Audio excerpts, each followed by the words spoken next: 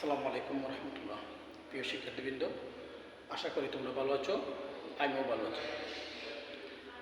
একদম সামনে তোমাদের এইচএসসি ফাইনাল এক্সাম। আগামী 9 তারিখে তোমাদের আইসিটি পরীক্ষা। এই ধারাবাহিকতায় আমি আজকে তোমাদের সাথে যে বিষয়টি নিয়ে আলোচনা করব সেটা খুবই গুরুত্বপূর্ণ একটি বিষয়। তোমরা টপিকস দেখেই বুঝতে পারছো, ডিকোডার। আমি পূর্বে একটি ক্লাসে এনকোডার নিয়ে আলোচনা করছিলাম। আজকে তার ধারাবাহিকতায়, আর যদিও কিছু সময় ব্যস্ততায় বা অন্য কোনো কারণে আমাদের ক্লাস ভিডিও আপলোড হয়নি, আমরা এখনই 9 তারিখের আগ পর্যন্ত আমি নিয়মিত একটা টপিকস নিয়ে আলোচনা করব।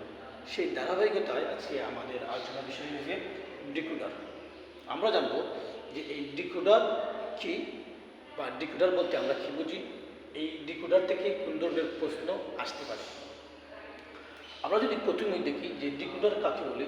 ডিকোডার হচ্ছে গিয়া কম্পিউটারের বোধগম্য ভাষাকে মানুষের ভাষায় রূপান্তর করা। প্রশ্ন আসতে পারে যে এখানে ডিকোডার লেখা আছে যে ডিকোডার বলতে কি বুঝি।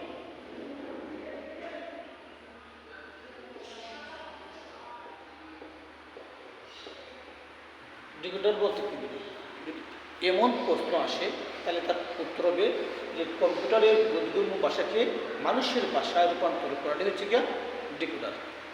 আমরা প্রথমে যে চিহ্নটা অঙ্কন করবো যে ডিকোডারের ব্লক ডায়াগ্রাম। আমরা প্রথমে 2 to 4 মানে ইনপুট 2টা আর তার আউটপুট থাকবে 4টা, এমন ডিকোডার আমরা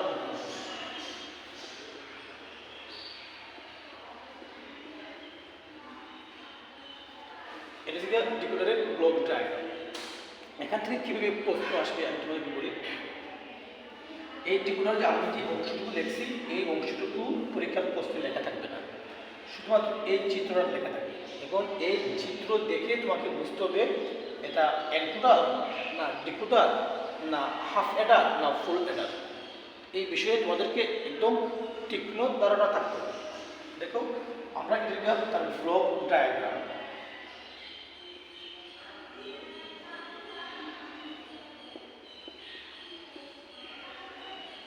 আপনার প্রশ্নে কিন্তু এই ব্লক ডায়াগ্রাম এই অংশটুকু লেখা থাকবে না, শুধু এই চিত্রটা দেওয়া থাকবে। এই চিত্রটা দেখেই তোমাকে বুঝতে হবে এটা কি।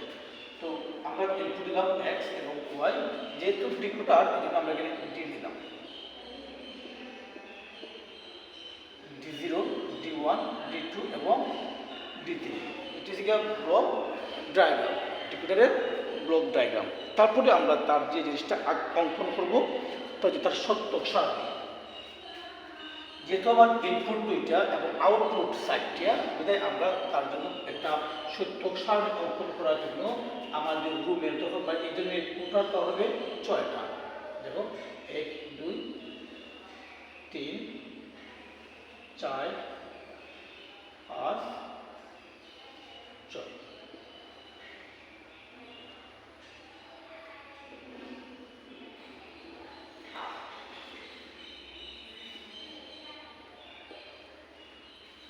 এটা হচ্ছে আমার ইনপুট, এটা হচ্ছে আউটপুট।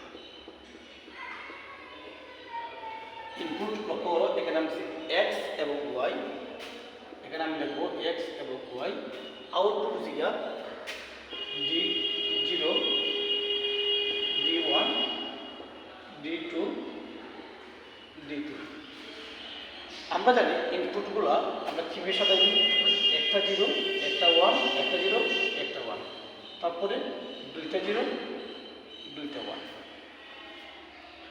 আউটপুটগুলো এখন আমরা কীভাবে বের করবো, দেখো এখানে সবগুলো 0, তার মানে এই D0, এই D0টা এখন অ্যাক্টিভ আছে। যেহেতু D0টা অ্যাক্টিভ আছে অথবা এখানে 1 দেবো, আর বাকি সবগুলোর আমরা 0 দেবো।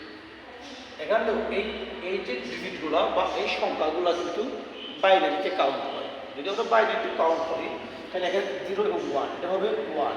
তাহলে এখানে যেটা 1 আছে 1-এর নিচে আমরা কী করবো, অ্যাক্টিভ করবো, বাকি সবগুলো অফ থাকবে। তারপর 1 এবং 0 এই দুইটা মিলে বাইনারিতে 2 হয়। তার মানে এই 2 অ্যাক্টিভ হবে আর এই সবগুলা 0 হবে। 1 এবং 1 মিলে বাইনারি 3 হয়। 1 আর 1 দুটোও পাশাপাশি লিখলে বাইনারি 3 হয়। এই জন্য 3টা অ্যাক্টিভ থাকবে আর বাকি সবগুলা 0 হবে। এটা ছিল যে ডিকোডার। এই ডিকোডারের সত্য সারণী আমি লিখে দিই, সত্য সারণী বা ট্রুথ টেবিল। এটা হচ্ছে সত্য সারণী বা ট্রুথ টেবিল। এখন আমরা তার লজিক সার্কিট বা আমরা এই সত্য সারণী থেকে একটা সমীকরণ বের করতে পারি। আমরা একটা সমীকরণ বের করতে পারি, যেমন ধরো x সমীকরণ হবে আমাদের d0 d1 d2 এবং d3। যেহেতু আমার ইনপুট দুইটা x এবং y, আমি দুইটা ইনপুট আমি সব জায়গায় লিখে দিই, এটা সহজ করা যায়। আমি দেখবো এই d0 একটা অ্যাক্টিভ আছে। আমরা আইসিটির একটা ভাষা জানি যে 0 মানে হচ্ছে গিয়ে ইনঅ্যাক্টিভ, 1 মানে হচ্ছে গিয়ে অ্যাক্টিভ। 0 মানে হচ্ছে গিয়ে অফ, 1 মানে হচ্ছে গিয়ে অন। d0 দুটোই অফ, যেহেতু দুটোই অফ আর এটা এন্ড গেটের মাধ্যমে রূপান্তরিত হবে, এটা দুটোই নট হবে। তারপরে d1 আমরা দেখলাম y অ্যাক্টিভ x অফ, এটা x অফ যেহেতু এটা নট হবে।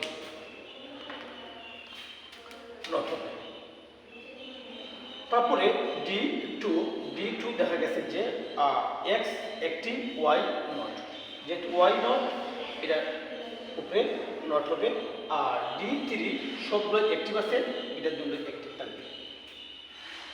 এই হচ্ছে আমার সত্যক সারণী। আর এই সত্যক সারণী থেকে আমরা অঙ্কন করলাম যেটা তার সমীকরণ। এখন আমরা যে বিষয়টা অঙ্কন করব তা হচ্ছে কি তার লজিক সার্কিট। যেহেতু আমার ইনপুট দুইটা, আমি লজিক সার্কিটে অঙ্কন করব।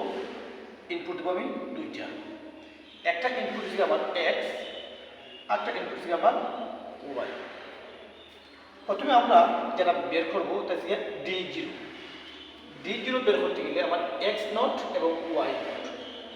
আমি x থেকে একটা নট গেট দিয়ে বের করলে এটা হয়ে যাবে আমার x নট। ধরুন x ওইদিকে আমরা নট গেট দ্বারা বের করবো, x নট হবে। y কে আমরা আবার নট গেট দ্বারা বের করবো, এটা y নট হয়ে যাবে। এবার থেকে আমরা একটা গুণ করবো, যে আমরা d0 সমান সমান x নট এবং y নট পেয়ে গেলাম। তারপরে d1 আছে x নট আর y। আমরা আবার x কে নট গেট দ্বারা বের করব, y যেভাবে আছে y কে আমরা বের করব, এন্ড করব। d1 সমান সমান আমরা পেয়ে গেলাম x নট y। d2 সমান সমান আছে আমার x এবং y নট। আমি x থেকে একটা রেখা বের করব, y কে নট গেট দ্বারা আমরা প্রকাশ করব, দিয়া আমরা পেয়ে গেলাম d2 সমান সমান x y। d3 আমরা কোনো নট গেট নাই, সবগুলোই অ্যাক্টিভ, অতএব আমরা এটা বের করব, d3 সমান সমান x এবং y।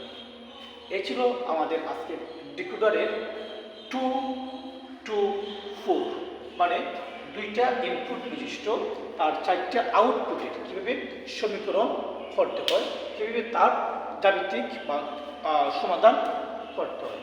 এখান থেকে আরও বিভিন্ন কৌশলে বা বিভিন্ন সিস্টেমে প্রশ্নগুলো আসতে পারে। তো আমরা যারা 9 তারিখের পরীক্ষার্থী, যারা 9 তারিখে আইসিটি পরীক্ষা দিবে, তোমাদের প্রতি আমার যে আহ্বান থাকবে যে এই বিষয়গুলো, যে মূল বিষয়গুলো যদি আমরা না জানি, এই চিত্র দেখার পরে যদি আমরা এই ব্লক ডায়াগ্রাম দেখার পর যদি আমরা চিনতে পারি না যে এটা এনকোডার না ডিকোডার বা এটা হাফ এডার না ফুল এডার বা এই চিত্রটা কি, এই চিত্রটা কী চাচ্ছে যদি আমরা বুঝতে না পারি, তাহলে আমাদের মূল সমাধান বের করাটা অনেক কঠিন হয়ে যাবে। অতএব আমাদের উত্তর জানার আগে, এটা সলিউশন জানার আগে আমাদের যে কুয়েশন প্যাটার্ন, যেটা এই কুয়েশন প্যাটার্ন নিয়ে আমাদের কাজ করতে হবে এবং এই কুয়েশন প্যাটার্নটা আমাদের খুব ভালো করে বুঝতে হবে। তো এখান থেকে বিভিন্ন ক্যাটাগরির প্রশ্ন আসতে পারে। যেমন আপনাকে এই যে সত্যক সারণী যেটা আছে, এই সত্যক সারণীটাও আপনাকে প্রশ্নের মধ্যে তুলে দিতে পারে। এই সত্যক সারণী দিয়ে বলতে পারেন যে আপনি সত্যক সারণী অবলম্বন করে একটি লজিক সার্কিট অঙ্কন করুন, তখন আপনাকে এই লজিক সার্কিটটা অঙ্কন করতে হবে। আবার অনেক সময় আপনাকে এই লজিক সার্কিট দিয়ে দিতে পারে, এগুলো লেখা থাকবে না, দিয়ে বলতে পারে এই লজিক সার্কিট অনুসরণ করে আপনি একটা সত্যক সারণী অঙ্কন করুন। আবার এই লজিক সার্কিট দিয়ে তাও বলতে পারে আপনি তার ব্লক ডায়াগ্রাম অঙ্কন করেন, এটা কিসের ব্লক ডায়াগ্রাম। আবার এই ব্লক ডায়াগ্রাম দিয়ে বলতে পারে আপনি তার সমীকরণ রেডি করেন। মানে প্রশ্নটা বিভিন্ন প্যাটার্নে, বিভিন্ন নিয়মে, বিভিন্ন সিস্টেমে আসতে পারে। অতএব প্রিয় শিক্ষার্থীবৃন্দ, আপনারা যতটুকু অংশই করবেন, আমি আমার পক্ষ থেকে আপনাদেরকে বলবো এই মুহূর্তে বা এই সময়ে নতুন করে কোনো কিছু করার আর প্রয়োজন নাই। আপনারা যা পড়ছেন, এতদিন যা পড়ছেন, যতটুকুই পড়ছেন ঠিক ততটুকুই একটু বেশি বেশি করে রিভিশন দেন, একটু বেশি বেশি করে পড়েন, একটু বেশি বেশি করে চর্চা করেন, দেখবেন আপনাদের জন্য এটা কঠিন কোনো কিছু হবে না। আর যদি নতুন কোনো কিছু হাত দেন, তখন আপনাদের পুরাতন যেগুলো আছে, যেগুলো আগে শিখছিলেন, এগুলোও ভুলে যাবেন। আবার নতুন কোনো কিছু এই মুহূর্তে শেখাটাও আপনাদের জন্য সম্ভব হবে না। অতএব যারা খুবই দুর্বল স্টুডেন্ট, আমি ব্যক্তিগতভাবে বলবো যে আপনারা প্রথম অধ্যায় এবং দ্বিতীয় অধ্যায়, এই দুটো অধ্যায় মুখস্থ বিষয় বেশি, এখানে এত জটিল কোনো বিষয় নাই। এই দুই অধ্যায় একটু বেশি বেশি করে পড়বেন। আর তৃতীয় অধ্যায়ে গিয়ে বাইনারি যোগ বিয়োগ এবং ট্রান্সফরমেশন, টু কমপ্লিমেন্ট, এই যেগুলো আমরা আলোচনা করছি, এগুলো একটু বেশি বেশি করি। আর সময় দিলেই আশা করি ভালো একটা রেজাল্ট হবে। পরবর্তী কোনো ক্লাসে আগামীকালকে আমরা আরও গুরুত্বপূর্ণ কোনো বিষয় নিয়ে আলোচনা করবো।